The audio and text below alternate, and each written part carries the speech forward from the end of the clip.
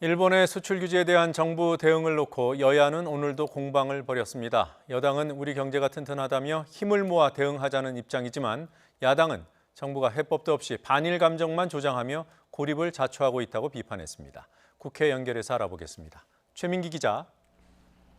네, 국회입니다. 네, 여당에서는 힘을 모으자, 야당에서는 반일 감정만 조장한다. 이런 구도가 계속되고 있습니다. 오늘은 또 어떤 발언들이 나왔습니까?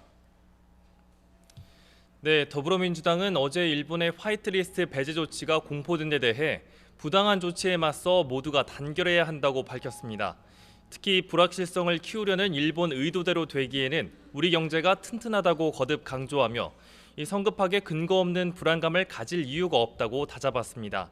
민주당 이인영 원내대표는 민관이 총력 대응에 지원책을 마련하는 만큼 우리 경제는 이 상황을 이기고 한층 강력해질 것이라는 데 방점을 찍었습니다.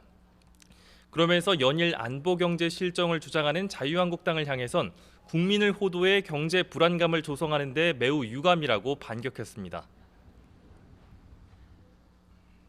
색깔론에 입각해서 사실을 왜곡하고 우리 국민을 호도해서 경제 불안감을 조성하는 것이라면 매우 유감천만한 일이 아닐 수 없습니다. 이 반면 한국당은 포퓰리즘에 빠진 정권에 대한민국이 무너진다며 이전보다 공세 수위를 한층 높였습니다.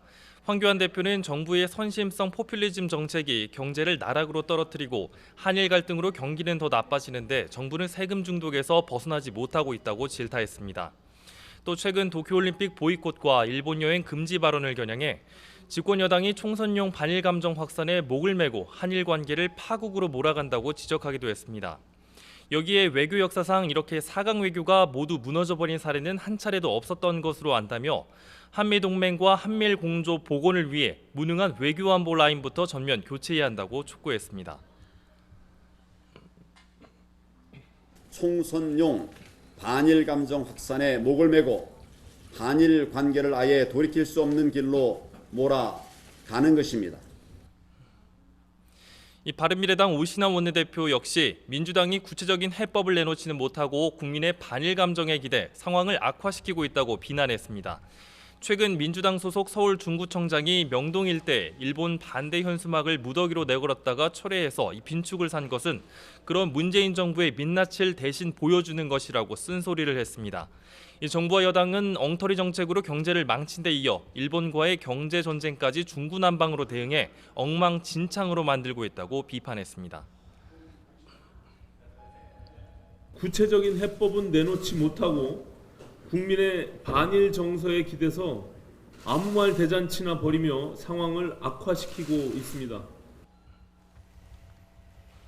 네, 이런 상황에서 민주평화당이 결국 분당 수순에 접어들었습니다. 이 소식도 함께 전해주시죠.